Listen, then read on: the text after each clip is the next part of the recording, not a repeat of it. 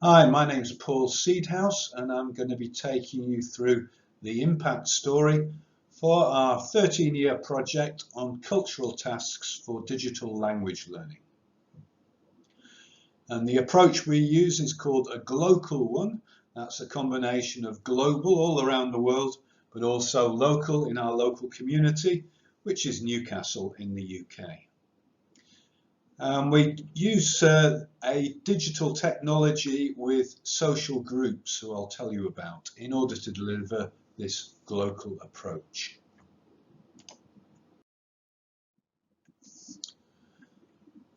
So in our lab, which is called iLab Learn, we've developed 4 generations of digital technology over the period of 13 years. The first phase was the French digital kitchen, using technology for learning French whilst cooking, and we did this with British school children. Second phase took it to a bigger scope and with a variety of European languages, and this was using digital sensor technology to learn foreign languages while cooking. The third phase, we turned this into an app. Again, we had an EU grant for this, and we developed the Linguacuisine app so that you could learn foreign languages while you were cooking. And in fact, it went beyond Europe, so we had languages from all around the world. And then the fourth phase, that is ENACT project, which was the one we're doing at the moment, took it beyond cooking, so we learn languages whilst we're carrying out specific cultural activities. Could be singing or dancing, something like that. And this is all the fruit of a 13-year collaboration between applied linguists and computing science experts in our lab, iLab Learn. That's for the application of digital technology to language and education. So what's the Linguacuisine app? Well, it's a free app which helps you learn a language while you're cooking. It's got 2 components, the player, so you can use recipes which are already there, and there's the author, where you can upload your own favourite recipe in your own language and other people can try it out. So you do this, you cook and learn a language while you're watching video, looking at photos, audio and text. And all that's available on linguacuisine.com. And the funding we got from that was from the European Union, and we worked with partners both in Newcastle and Greece and Italy. So the global impact that Linguacuisine's had, we've had over 9,000 users in 83 countries who've tried out the app, and we estimate that they've learnt around 55,000 words, and they've also put up recipes for 24 different languages and cuisines. We've also developed the ENACT web app, and that's to help you learn languages through cultural activities around the world. And as with Linguacuisine, you can also upload your own favourite cultural activity in your own language to let anybody around the world try it out and learn your language. So, for example, you could do origami, learn Japanese, try out pumpkin carving for Halloween in English, or you can make a Chinese lantern learning Chinese. So the global impact of ENACT so far, over 11,000 users in 153 countries have used it for language learning through culture, and they've uploaded materials for 22 languages and cultures. So how did we get local impact? Well, we designed the apps together with migrants and also British people in Newcastle. So we did co-designing in workshops of both of the apps with refugees, asylum seekers and migrants to ensure inclusivity.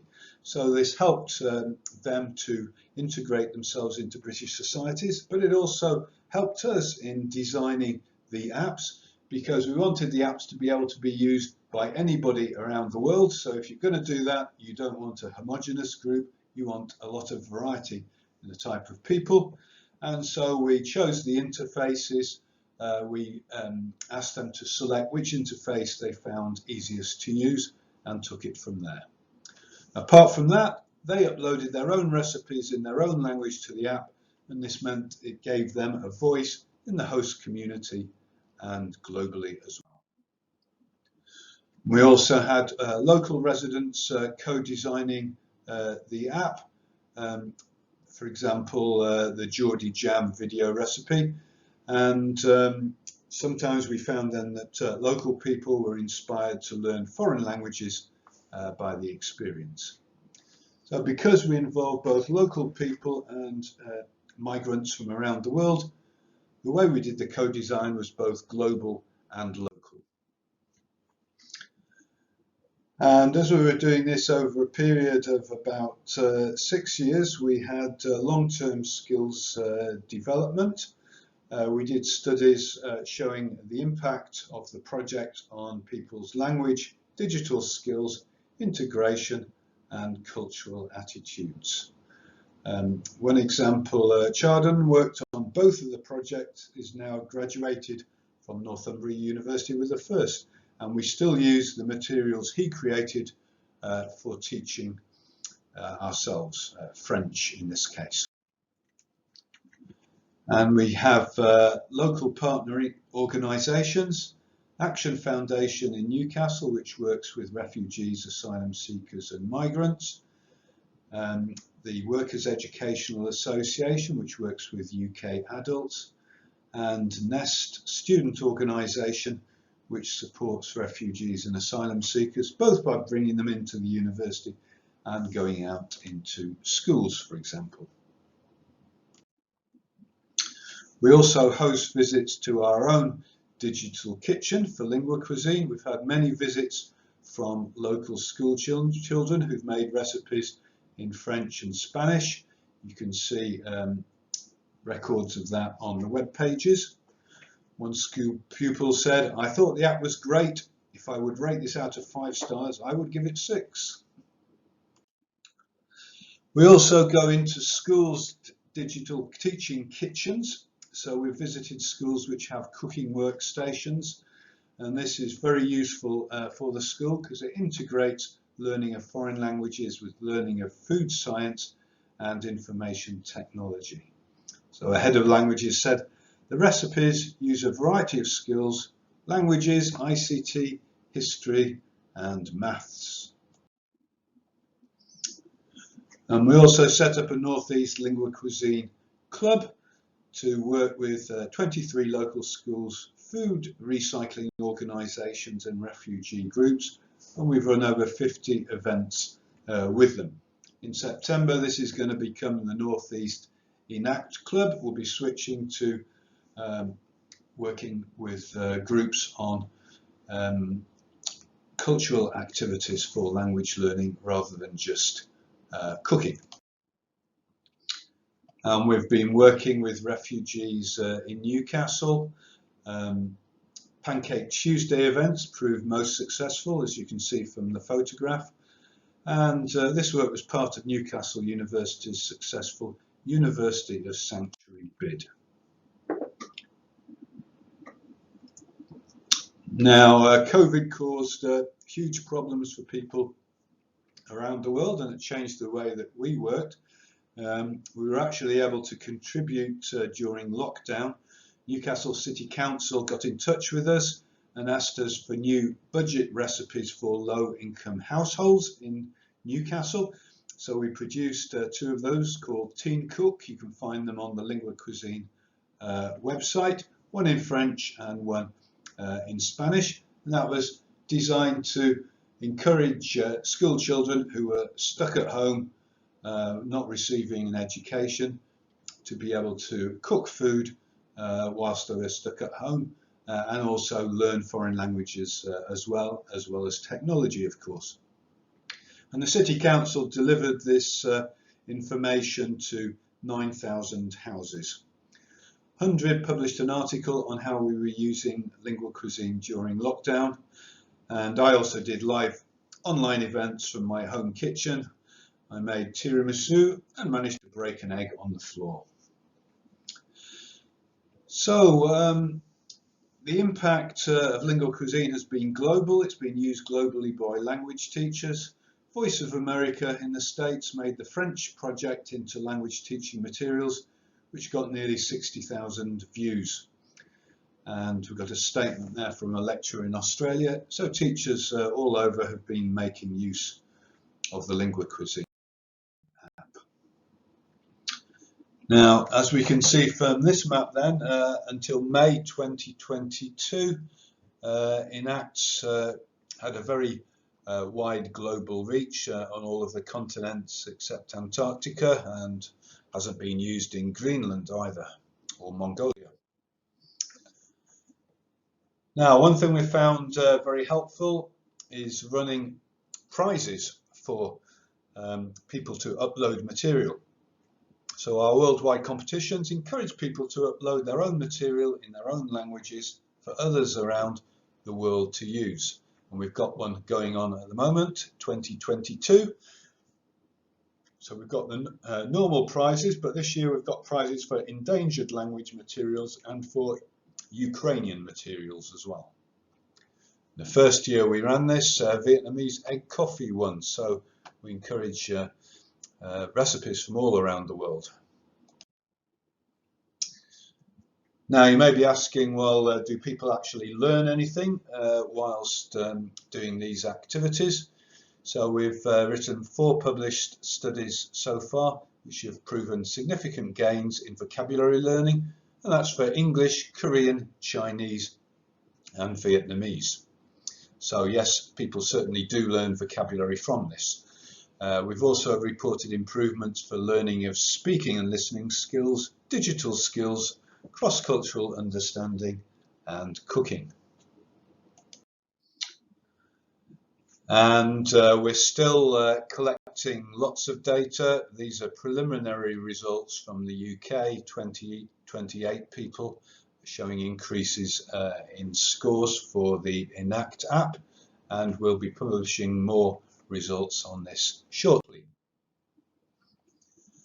So in terms of publications on the digital kitchens, we've got many publications in a range of journals, and also a 2017 book based on the second generation of technology. And we've got 3 PhDs going on the digital kitchens, looking at Korean, Chinese and Vietnamese language and cultures. And they've produced 3 publications so far. And we've got 2 publications showing evidence for vocabulary learning in the Eurocall review and also TESOL-EJ. We've also been writing publications for online magazines in the Foreign Language Teachers magazine and also The Linguist. And there's been lots of media interest for all 4 generations. We've published in a variety of countries, Brazil, the States, as well as locally in the Northern Echo. And the first project, that's the French Kitchen, that won the EU European Language Label Prize in 2012. And in terms of impact studies, Erasmus published one about Linguacuisine's effect on the lives of individuals. EPSRC published an impact case study, a podcast actually, on the French digital kitchen, and 100 selected Linguacuisine for their spotlight on bilingual education. And we also produced cartoons on how to use Linguacuisine and the point of it. So this one tells you about learning using all your senses. It's more memorable to learn words when you've got taste and smell and touch helping you, as well, of course, as seeing and hearing the word.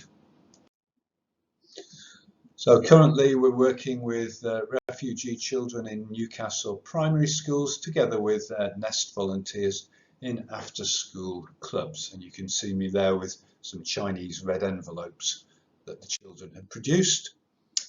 And in future, we're going to have visits to our lab from school children and also adult refugees.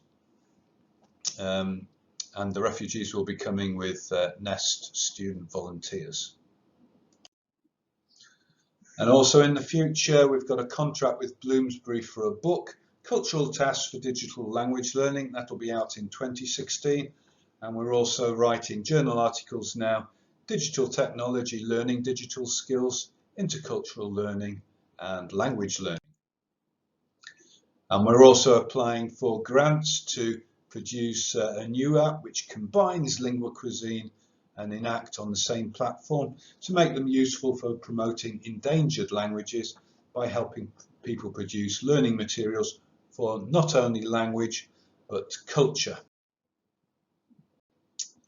So in conclusion then, local impact is possible. It's possible to achieve impact both locally and globally simultaneously, but this requires very careful preparation in the design stage. And co-design workshops with both locals and migrants ensure both inclusivity and global applicability. And here's the project team at Newcastle University. Dr. Müge Sattar is the principal investigator. Dr. Ahmed Kulufa is co-investigator. Dr. Colin Bone-Dodds was responsible for producing the technology. Dr. Sarah Ganassin is working on cultural aspects. Dr. Alison William was research associate on the project.